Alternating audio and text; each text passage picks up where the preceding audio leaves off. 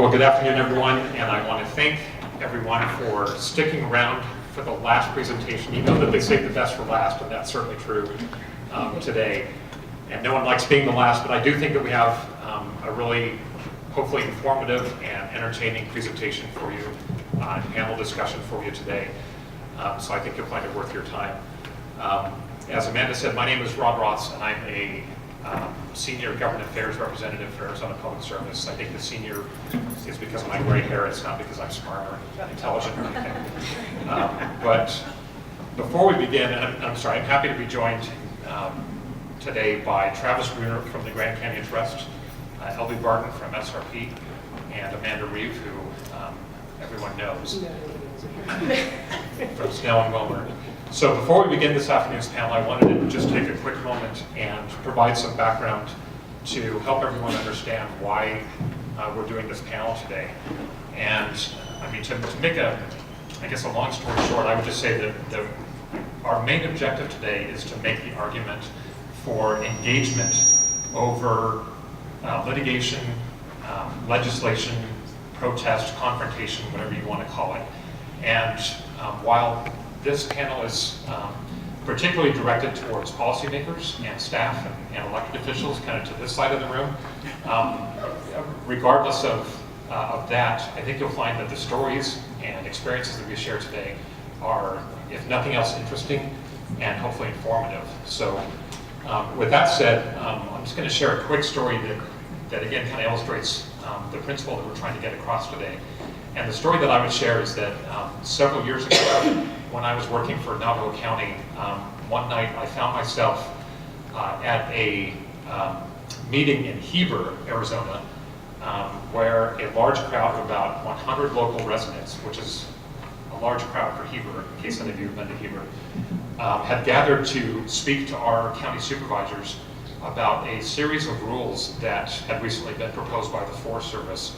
And these rules were designed to dramatically restrict motorized travel on the National Forest, specifically the Apache Sioux National Forest. So the proposed rules were based upon direction from the National Office of the Forest Service and required individual forests to come up with plans to reduce the impact of motorized travel on the National Forest. And needless to say, the first proposed rule was not well received by the general public in Navajo County or northern Arizona in general. And that's because when Forest Service employees got together amongst themselves to design their plan, they made the decision to close every road in the National Forest that had already technically been closed on their internal Forest Service maps, but never been effectively closed on the ground. So these were roads that had been used by residents and campers and hunters and fishermen in Rim Country in northern Arizona for literally generations. And suddenly, almost overnight, when this proposed rule came out, the public was seeing that hundreds of these roads were suddenly going to be closed. So the reaction was violent, to say the least. The mob, or crowd, whatever you want to call it, that night that gathered in Heber was really out for blood. And they were demanding that our county supervisors essentially declare war on the Forest Service. I heard calls for protest, I heard calls for violence, I heard calls for resistance, I heard conspiracy theories about the president and the UN and global government and all kinds of things. I'm sure many of you are familiar with all those conspiracy theories. But what I want to share and what I want to emphasize is that in response to those citizens' pleas, our county supervisors responded to that crowd and responded to their requests by making a very deliberate decision to engage with the Forest Service. And rather than simply go back to the county and pass some ridiculous ordinance that probably wouldn't do anything, or send a strongly worded letter to the Forest Service, or go down to the Capitol and try to get a bill passed, our county supervisors, again, made a deliberate decision to engage with the leadership of the National Forest. And so over the next 6 months, I participated in a series of meetings with our county supervisors and the leadership of the Apache Sioux Forest.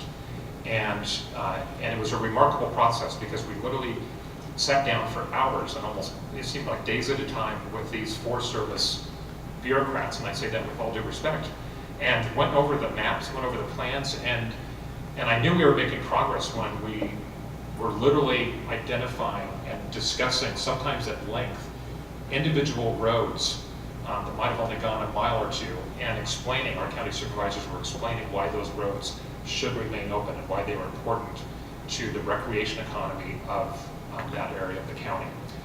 So to make, again, a long story short, the result of that engagement process was a much more positive outcome for the county. The rule was significantly changed, and other forests in Arizona noticed what was happening in our county and made modifications to their rules as well. So that was kind of a powerful experience for me. It was an invigorating exercise to go through, and it taught me the effectiveness of engagement over alternative forms of countering federal agency decisions. So with that as background, I'm going to turn it over to Travis Bruner with the Grand Canyon Trust. He's going to talk about the Forest Restoration Initiative, which many of you are familiar with, and which Senator Flake mentioned today in his remarks. Following Travis, L.L.P. Barton from SRP is going to talk about the state's engagement on the Clean Power Plan, and then we'll conclude with Amanda Reeve talking about the 5% plan. Thank you. I really want to have an interactive discussion, so if at any point during this presentation you have questions, please feel free to raise your hand. We'll stop and answer your questions, or you can save your questions for the end. But please feel free to engage with our presenters today. And with that, I'll turn it over to Travis. Thanks, Rod. Whoa, that's pretty hot. When Rod first was putting this panel together, I was hesitant to join, but then when he informed us that all the presenters would be given a lifetime supply of APS services free of charge, I decided to accept. So thank you on behalf of all the presenters. So it's supposed to be confidential. No, on a serious note, I really would like to thank Rod for putting this together, and the Arizona Manufacturers Council and the Chamber. I'm really pleased to have this opportunity to talk about Forest Restoration Initiative. As Rod mentioned, I'd really like this to be a conversation too, so if anybody wants to interrupt me or wave their hand or throw something at me, feel free anytime. Which way do I go? Okay, long distance. Up first, the sort of requisite background on where I'm coming from. I work for the Grand Canyon Trust. Our mission is to protect and restore the Colorado Plateau, its spectacular landscapes, flowing rivers, clean air, diversity of plants and animals, and areas of beauty and solitude. Our vision is a little bit wider than that. We work towards creating a region where generations of people and all of nature can thrive in harmony. Our vision for the Colorado Plateau 100 years from now has 3 facets. The region will be characterized by vast open spaces with restored healthy natural areas and habitat for native plants and animals, human communities enjoying a sustaining relationship with the natural environment, and people who live and visit are willing, enthusiastic stewards of the region's natural resources and beauty. This is a map of what we consider to be the Colorado Plateau. There are sort of different versions of that.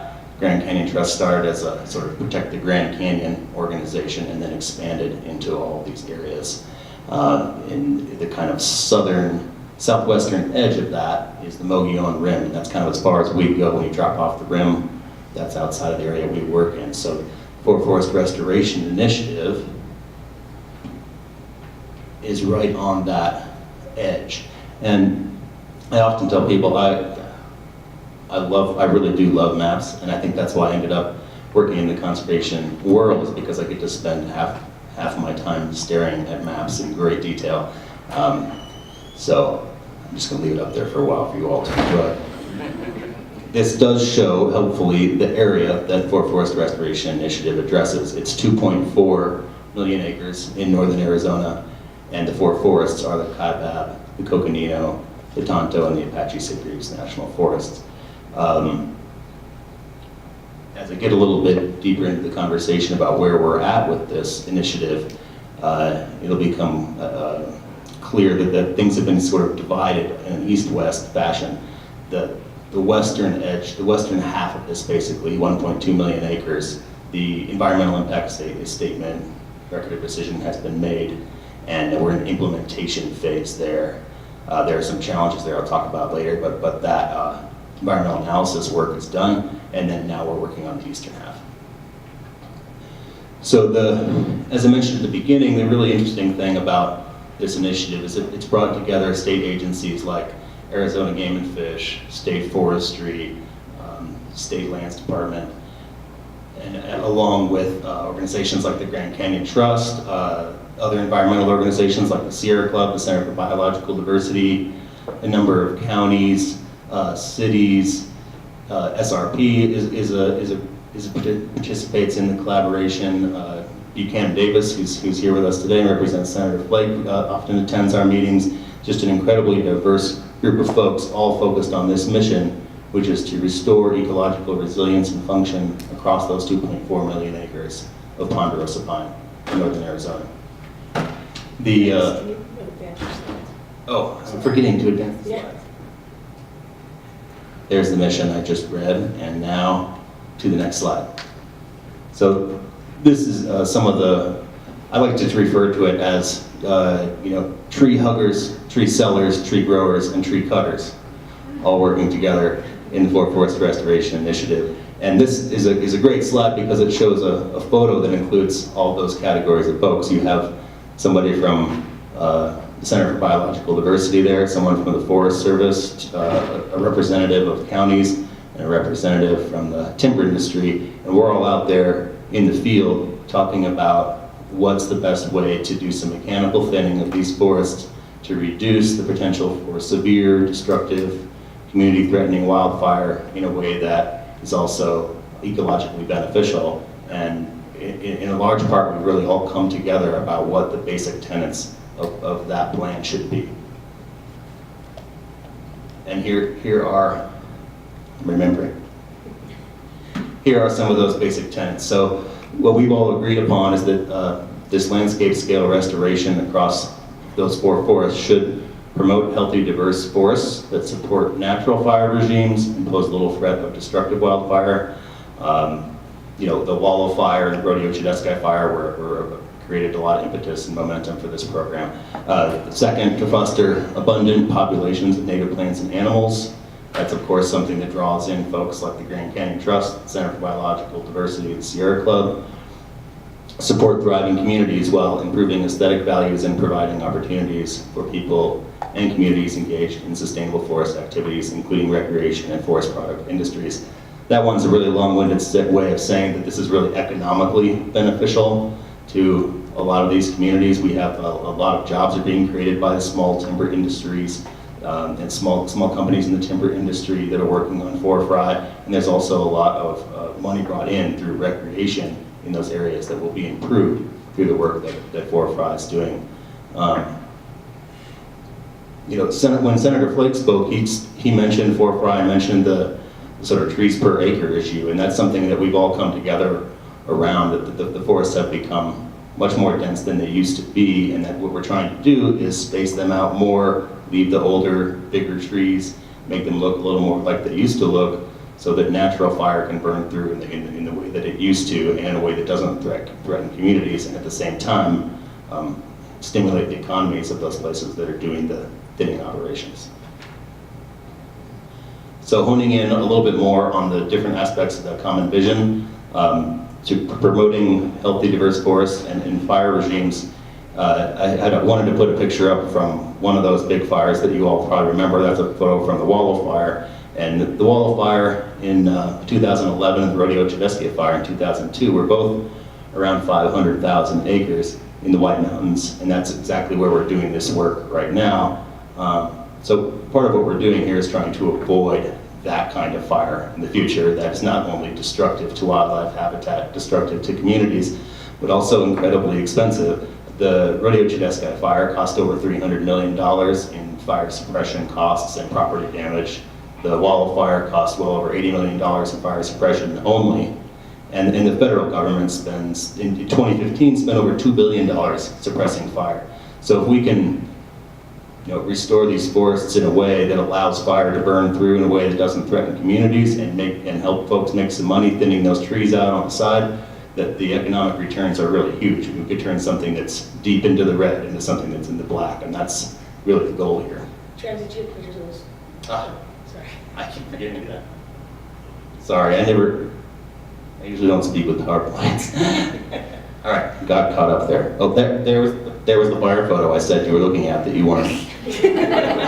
Soak it in. On the left is the wallow fire. On the right is the Forest Service implementing some prescribed burning, which is a major part of what Forest Fire is implementing to the two major components are mechanical thinning and prescribed fire. Okay, caught up. So the third component of that common vision that we share among the stakeholders is to foster abundant populations of native plants and animals. And this is just a couple of examples of those. It's an Averett squirrel and an Apache trout. I said earlier that it was maps that brought me to conservation world, but it's really probably fly fishing. I grew up fly fishing, and so that kind of brought me into the world of wanting to protect those places I fished and for generations to come. And Fry does that too, and I imagine there's some other fly fishermen in the room. So I thought I'd hone in on that species for a second to talk about the wildlife aspect. This map shows the range of native trout in the Southwest, and the Apache trout is the species that is in the Fry area, and they've been reduced to about 25% of the area they used to be in, but Fry is restoring some of their habitat, and we are hopefully going to see more fishable populations than we see right now. Severe wildfire, while threatening all the things we talked about already, communities, economic impacts, homes, also threatens wildlife and threatens particularly trout habitat. When a fire burns through in the way that the wildfire, the Rodeo Tedeschi fire did, you have enormous amounts of sediment and ash flows that come down the stream and can just wipe out populations of trout. The restoration work that we're doing, in addition to thinning and prescribed burning, there are also some more specific projects to restore particular streams and springs, which benefits trout and also benefits, another thing Senator Flake mentioned, benefits the watershed in general. A lot of these streams provide water to the Salt and Verde River watersheds. So I think that a lot of the work we're doing up there will be exciting to folks who want to go fly fishing, and also be exciting to folks who want to drink water down here. And just a few weeks ago, actually, I'm going to mention you twice in this thing, Buchanan, or I guess Buck. I'm supposed to call you Buck. Buck and I were out in the field with about 30 folks, and it was people from the White Mountain Apache tribe, people from Trout Unlimited, people from SRP, Arizona Game and Fish, State Forestry, all the stakeholders. We went out and looked at a creek and talked about how this work that we're doing is going to restore that particular creek. It was Canyon Creek. And so that's on the east side, where we're still in the planning phase, but soon we'll be in implementation. Am I getting close to the end of the time here? I feel like I'm moving on. Okay? Okay, I'm okay.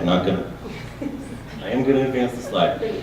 So, third part of the common vision is really the economic part, which is to support thriving communities and aesthetic values and provide recreation opportunities and opportunities for small industries to perform mechanical thinning on the forest. And I think that we've made a lot of progress in that direction. Yes. On the eastern side of the part of Fry that's gone through the environmental analysis process and can be thinned, a lot of acres are being thinned really effectively by efficient industries over around Snowflake and Heber, and they're thinning about 15,000 acres a year over on that kind of eastern side. On the western side, we're behind. The contractor there hasn't been able to thin at nearly the pace or scale that we've been hoping, and so we're looking at some new ways to incentivize and to bring in some new industry. The process has worked really well. This is one of the only examples, it may be the only example I know of, where this diverse of a group of stakeholders have come together and agreed on the basic tenets of what environmental analysis should look like from the Forest Service. I mean, when the Center for Biological Diversity and Eastern Arizona counties agree on what the basic what the final document through a National Environmental Policy Act analysis should look like, that's pretty impressive. And it also gives the Forest Service a lot of confidence that they're making a decision that can move forward without being held up in litigation and things like that. We've been really successful in that way. We've also been successful getting acres thinned on the east side, like I mentioned, and getting fire back on the ground too. That's partly prescribed fire, it's partly naturally occurring fires that aren't getting out of hand, and that the Forest Service is managing in a way that meets our objectives. The challenges, as I was starting to mention, include thinning on the west side, which is more around, say, Flagstaff, north of Flagstaff, a little bit south and a little bit east of Flagstaff. And in that area, we're behind on thinning, but everything is authorized. All the everything the Forest Service needed to do and that all of us needed to agree on to allow that thinning has occurred. We just need to find a new contractor to come in there and get the work done. And I'm really hopeful that that's going to happen in the near future, because I had no idea that the timing would be happening like this when I agreed to come to this panel. But just last week, after some admittedly prodding by stakeholders, including our organization, including the state, including a number of others, the Forest Service has issued a new request for information. They sent it out last Thursday, and they are asking for applicants from industry, new industry partners, to present their business plan about how they can get those acres thin. And it's a really, could be an incredibly profitable operation for someone. It's 200 to 500,000 acres of thinning is that opportunity. And I'm really hopeful that by about the first of the year, the Forest Service will be able to award a contract to a new company who can come in and really accelerate the pace of that thinning on the west side. And then we can see not only success among our group of coming together about what we want to see happen, but also see it really happen on the ground. I think that's it for me, and I'm ready for some questions if anybody has any. Any questions for Travis? Jeff? Yeah. How is your organization funded? Oh, we're a 501c3 nonprofit organization, so it's all individual donations, grants, foundations, things like that. No government funding. Is it like full-time staff, or do you work at part-time, or how does it work, volunteers? We have 27 full-time staff, and then hundreds of volunteers, and a few part-time staff too. And we have our main office is in Flagstaff. There's about 22 of us there, and then we have some folks up in southern Utah, and a few folks in Durango and Denver. You talk about getting consensus on the big, broad vision. How easy was it to get agreement on the details of how the mechanics of the implementation?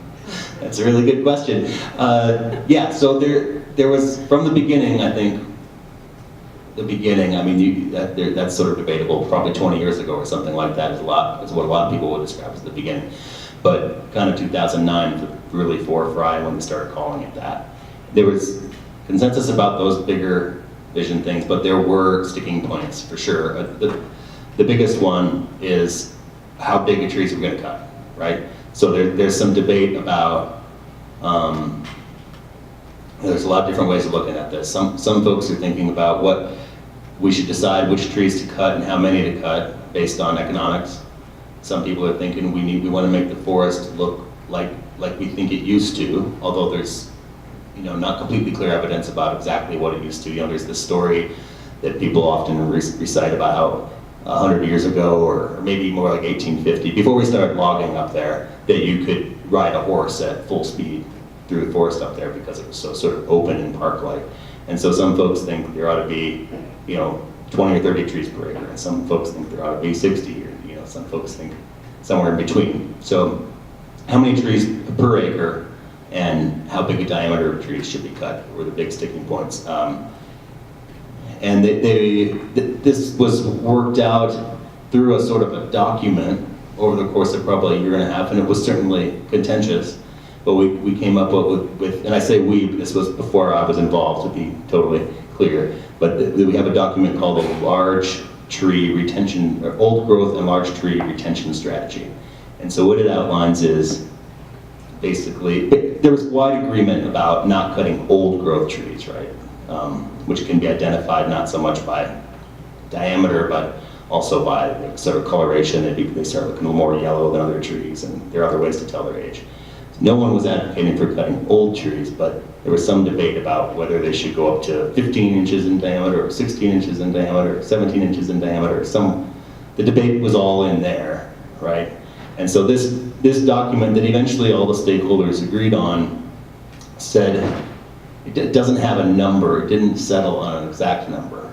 It sort of describes what a large tree is, and then says, well, you can't cut trees above, kind of in that large tree range. This is something like 16 inches, unless there's one of these exceptions, like it's really essential to one particular restoration project, or it's really near to a stream and we're trying to let more water flow through that stream, or they're just kind of a list of exceptions. One interesting part of that was that actually, in the end, industry was not advocating. You would think that industry would be advocating to be able to cut really large trees, but that's really not the case anymore. It wasn't. They weren't pushing hard for it then, and they're really not pushing for it at all anymore, because a lot of the small timber industry up there doesn't actually have the right machinery to deal with that large of a tree. They've been cutting smaller trees for some time, since the White Mountain Stewardship Contract, and so this tree size is perfect for them. And it was really helpful to the Forest Service to get a clear message from the stakeholders on that, right? Because that's a really difficult issue from them, and one that they were worried about seeing litigation on. But Thank you. Any other questions for Travis? All right, thank you, Travis. I would just add real quick, because I had some involvement in forthright. Things still aren't working. Some involvement in forthright when I was working for Navajo County, and I can say that the Grand Canyon Trust played an important leadership role in the development of the end product and in the process that we all went through to arrive at what forthright became.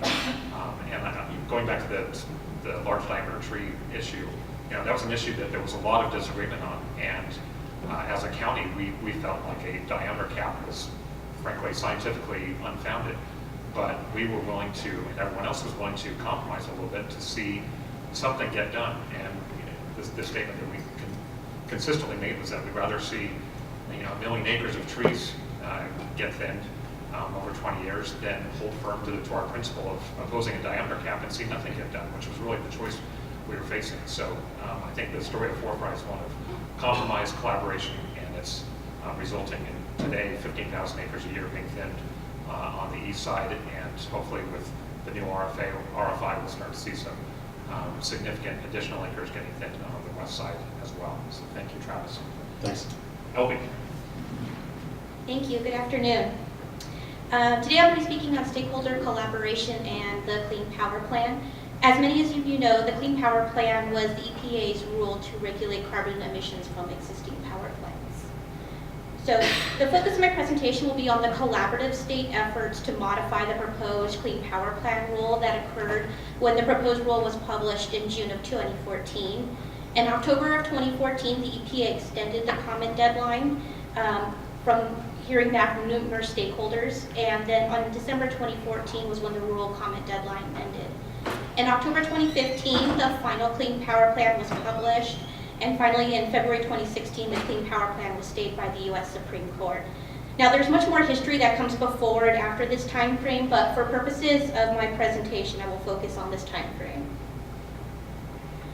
So after the proposed rule was published, the Arizona utilities quickly realized that EPA's proposed rule assumed that all coal-fired generation would be replaced by natural gas generation by 2020. The EPA's goals for Arizona created the Arizona Cliff that you guys see here today. This presented a huge concern for the Arizona's utilities because Arizona would have to cut its emission rate by half in about 2 to 3 years. This concern was not borne just by utilities, but many Arizona stakeholders realizing the significant loss in baseload generation could impact economic development. So the Arizona Cliff sparked an all-hands-deck approach to coordination on the rule. The stakeholders knew that any one approach was not going to be enough, so they decided on a three-pronged approach. The first one was the technical approach, which focused on stakeholder comments and the state plan development and analysis. The political approach was the development of the legislature providing effective comments to the EPA. In addition, the legislature highlighted the importance and urgency of the rule and its unique impacts to Arizona. There was also a coordinated congressional effort to raise awareness and provide valuable input on the rulemaking process and the rule itself. And then on the legal approach, there was a multi-state lawsuit to challenge the proposed rule, and the Arizona Corporation Commission was a party to that lawsuit.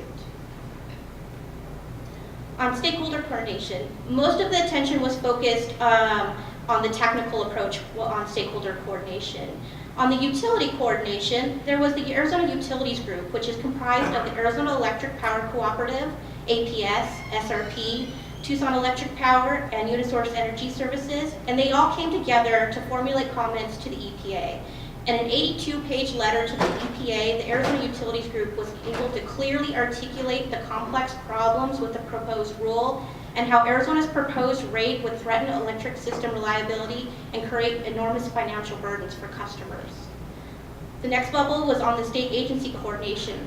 ADQ early on realized that Arizona's goals was one of the toughest in the nation and played a major role in coordinating efforts among the stakeholders and reaching out to the EPA. In the fall of 2014, ADQ held numerous stakeholders meetings to discuss. Stakeholders collaboration led to positive changes, including an obtainable Arizona goal that we could actually achieve without hurting our ability to provide reliable and affordable energy. The states also got additional flexibility in drafting the state plan to achieve the rule's interims and final goal. A new start intensive analysis and our comments that were submitted by the various Arizona stakeholders and reduced the stringency of the state's final 2030 goal. And the EPA was also established a more gradual glide path for emissions reductions that replaces the cliff contained in the proposed rule. So obviously you can see from the slide that all the efforts that the stakeholders put in together made a dramatic difference in the final rule that came out. Elvy, really quick. Yes. If I recall right, wasn't Arizona like the in the proposed rule? It was like the most impacted state, right? We were hit one of the hardest states, I think. Yes. And then in the when they came out with the final rule, we kind of fell in the middle of the pack. Is that correct? That's correct. Yeah. And in terms of emission percentages, I think we came in second under the proposed rule. Washington was #1, but Washington only had one coal-fired power plant, and that was going to go away. So right. In terms of the reduction in baseload generation and the changes, Arizona was actually the most impacted in the state. And then when the final rule came out, we were actually kind of the middle pack of the states. And actually, our rate was actually something that, could be actually attainable. So, thank you for the question. Yeah. So the lessons learned. The lessons are that Arizona has a very strong voice, especially when we all come together and we can all work through a very cooperative process. Not every stakeholder has the same concerns as everybody else, but at least if we have a process where people can come together and they can voice their concerns and voice their issues, you will usually find more avenues and pathways where you can cooperate than not. And the stakeholders contributed to a positive change in the federal rule, and that we also showed that we can have really strong relationships with the federal government and other states as well. That's the end of my presentation. Thank you. Thank you, Elvy. Any questions for Elvy?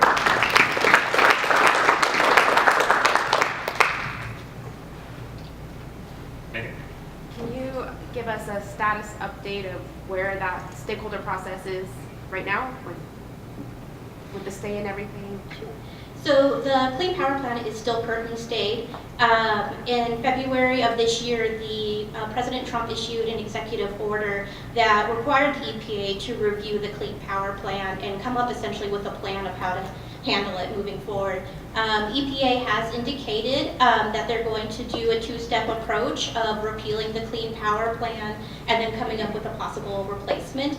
And I think at both of those junctures, I think is a really great opportunity to get the band back together and fire up the stakeholder process and really show, the EPA whether there's things in the rules that we support, or are there things that we would like to see changed. And so I think that's a really great process that should be coming up soon. Any other questions for Elvy? Just Jeff? one question about, working with, do you work with Region 9 or Federal EPA on this? We, as a stakeholder, we worked with the headquarters, where you submit your comments to the headquarters. But one of the big thing is that you want to make sure that you have really strong relationships, not only to the Region 9, but also towards headquarters. So that way you can make sure that your voice and your concerns are being heard, not only at the regional level, but also at the headquarters level as well. Were other Western states in the same boat, where the prescribed allocation of energy was way off what it should be? There were a few states. I know that Wyoming and Montana do have steeper reduction rates than some other Western states did. So it kind of just varied from state to state. Elvy, to that point, can you've outlined kind of what Arizona's choice was, what we decided to do, and that's engage, submit comments, develop a plan. Can you compare our outcome to the outcomes that other states experienced, other states that chose not to engage and chose not to develop plans? Was there a difference? I think, there's always that that pressure where, you want to figure out whether, is it wise for us not to submit a plan, or whether it is wise to submit a plan. And I think the stakeholders were very, were wonderful in educating people about, submitting a state plan is probably more beneficial than not submitting a state plan, and that it's better for us to participate in the process and get changes to the rules, so that way we can actually comply with the regulation, as opposed to just opposing it and standing by on the sidelines. Thank you, Elvy. Thank you. All right. We'll conclude with Amanda Reeve. That was a stellar introduction there, thank you. Hurry up, man. All right, sorry, I'm working on it. I actually have like a clever little title here, because it's a play on the exceptional events rule. You'll see later. I'm pretty clever that way. This actually might bring back some memories for a lot of you folks, and in that case I apologize, because this was a struggle. But as you have heard over the last 2 days, we've the Maricopa County, the Greater Phoenix area, has been a non-attainment for particulate matter, PM10, for nearly a half century. So it's since the Clean Air Act amendments of 1970 were passed. And you can see all the different things that we went through. I won't, because we're running short of time, I won't go through everything. I'll kind of go through this pretty quickly, but it's there, and you can see that online. We'll have these presentations available online or in your USB that you got from the chamber too. So anyways, as you can see, a lot of failures through 40 plus years of these of the PM10 submitting plans, not having them succeed. The NACs getting tighter, and us not being able to make the standard, the National Ambient Air Quality Standard NACs. So in 2007, we submitted our previous plan, and then we got word in 2010 that we were going to yet be told we're going to be partially disapproved again. And so, and EPA came out with this, and as you can see, it's highlighted down there. They said that Phoenix has an air quality problem that EPA is committed to solving, and then they say more aggressive measures are needed to achieve the air quality standards. Well, that's not something that anybody in the greater Maricopa County area wanted to hear. So we had to consider what we were going to do. So Arizona had three options, really. We could enter into litigation with EPA, which means fight the federal government, right, and likely lose in court. Or we could take no action and allow the EPA to impose its federal implementation plan, and so otherwise give up, wave the white flag, and admit defeat. Or we could withdraw the SIP, modify it, address EPA's issues, and resubmit it to the EPA in 2012. So we, could return to the drawing board, take another stab at this. So we decided to return to the drawing board, and in January 25th, 2011, we sent a notice to the EPA. They published it and said that that's when they received they published, they said they received our notice on January 25th that we were going to withdraw our plan. So they were finding that we had failed to submit something. So we had a sanctions clock now that we had to quickly address this issue, and before we started seeing economic sanctions be put upon the state of Arizona. And it's really the Greater Phoenix area, but it impacts quite a bit the state of Arizona. So the biggest technical obstacle to achieving attainment was that we had 15 exceedances on 11 days at 6 monitors in 2008. 2009 we had 29 exceedances on 7 days at 11 monitors. ADQ flagged all but one of these exceedances as exceptional events, but EPA did not concur on 4 of those exceedances. You can only have 3 exceedances, or you don't have a clean data finding. So we missed that by 1 exceedance. The problem was that we live in a desert environment, so that's kind of a challenge. We have a lot of high winds. We have the haboobs that we all, the big dust storms that come through. And what's worse is we had a flawed exceptional events rule, and even EPA Region 9 Administrator Jared Blumenfeld admitted as much. So they knew that it was flawed, but they didn't know how to really address it. Nor were they really looking forward to doing it, because it was a pretty bigger undertaking. But the biggest actual obstacles that we found when we started working on this was that there was a history of stakeholders being excluded or ignored, strange relationships between government entities at every level.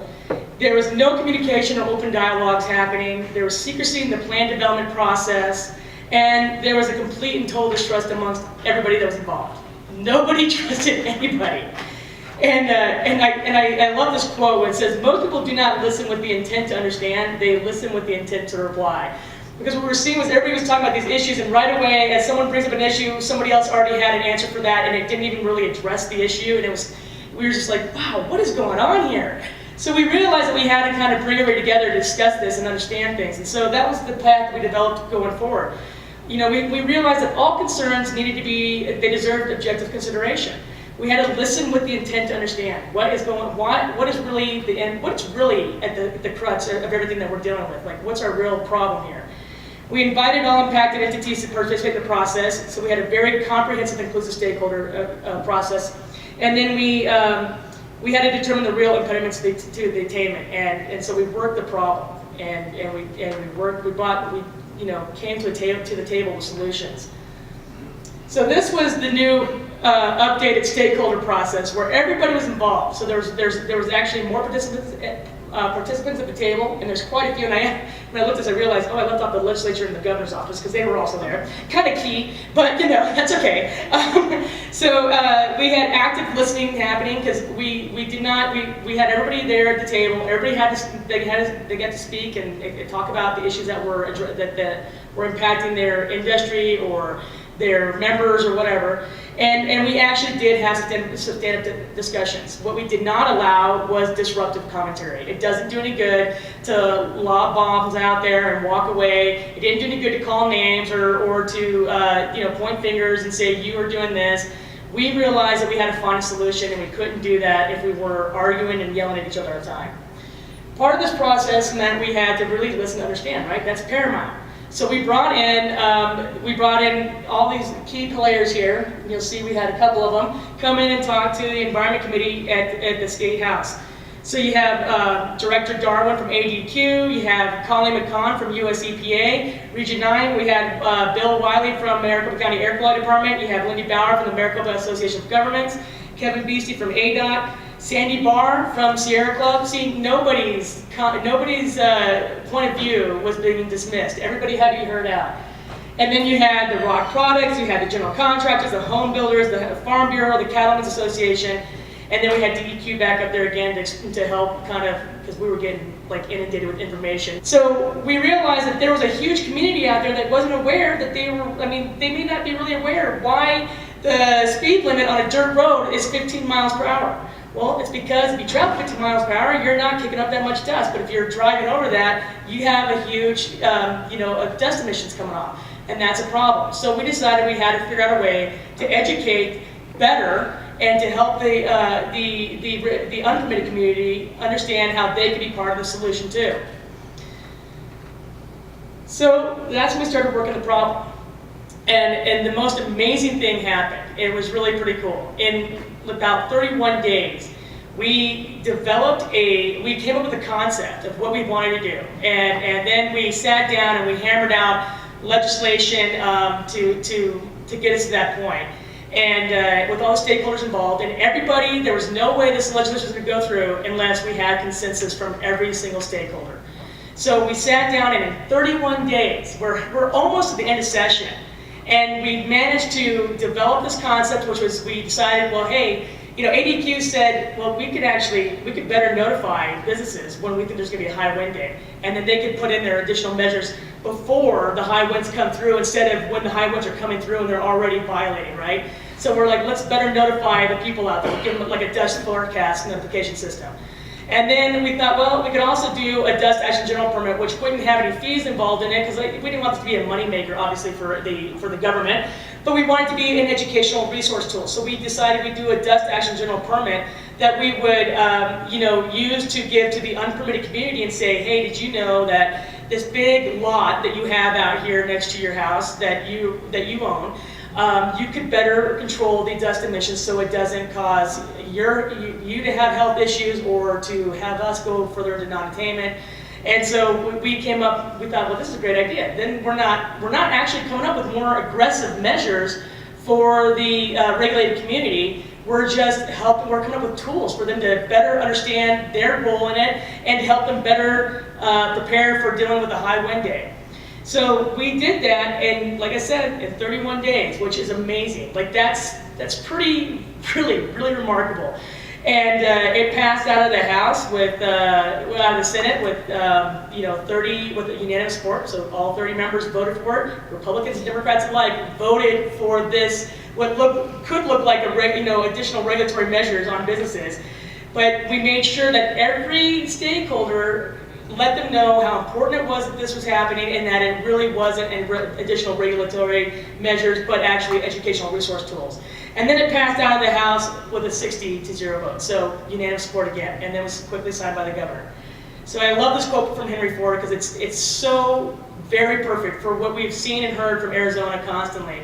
And that's coming together as a beginning, but keeping together is progress, and working together is success. We have seen it time and time again. You see it from all three of us here. You've heard it like from all day yesterday, all day today. We've talked about this and heard this, and it's extraordinary what we can accomplish when we actually work together on these issues. And then, just so you know, here's the dust forecast notification system, the dust action general permit. Not aggressive measures. But really, we actually got even EPA came and said, "Wow, that's pretty impressive. That's really innovative. We think that might actually work." And they went off on it. They signed off on it. So it was because they were also part of the conversation. But we still have one issue left to deal with. This was the big one: the flawed exceptional events rule. And so I was just telling someone the other day that. I was actually in Durango, Colorado when this abuse came through, and I got a text from a member at the House, and we had just talked about exceptional events. And so this member texted me, and she says, "Hey, is this considered, what happened today? Is this considered an exceptional event?" Well, I'm in Durango, Colorado, and honestly, my brother lives in the boonies where there is no TV, so I was like, I don't know what happened. She sends me a picture that's similar to this. I was like, okay, yeah, that's about as exceptional as they come. So hands down, no doubt, it's an exceptional event.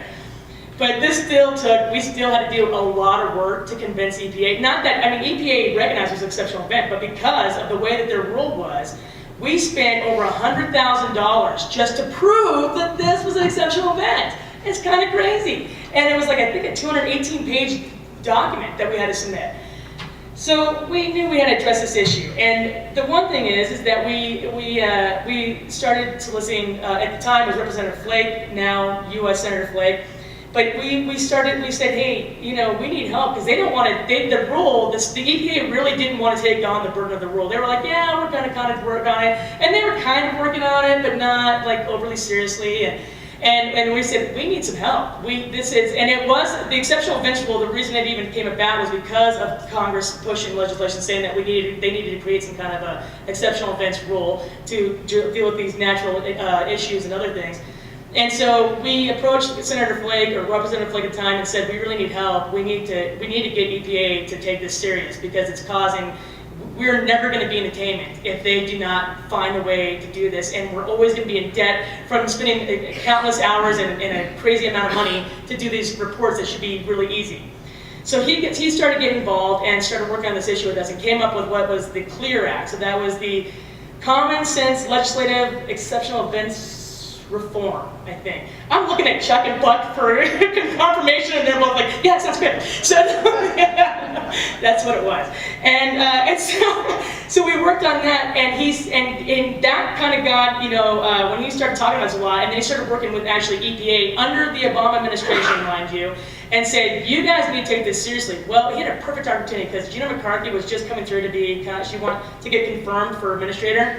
And so he met with her in his office, and he said, and guys, correct me if I'm wrong on this, but he said, listen, I want to support you, I'll support you on this, but I need you to listen to my state because we're having real issues with exceptional events, with these big dust storms.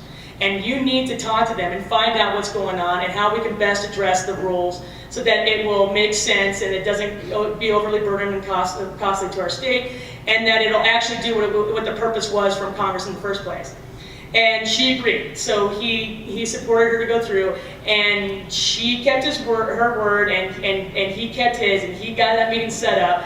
And what was so great is you can see in these pictures, he's meeting with all of us to talk about this beforehand, saying these are the preliminary, when he was still a representative, and he was working on this exceptional events. He was working on the legislation and wanted our input on it. He worked with AEQ on that legislation.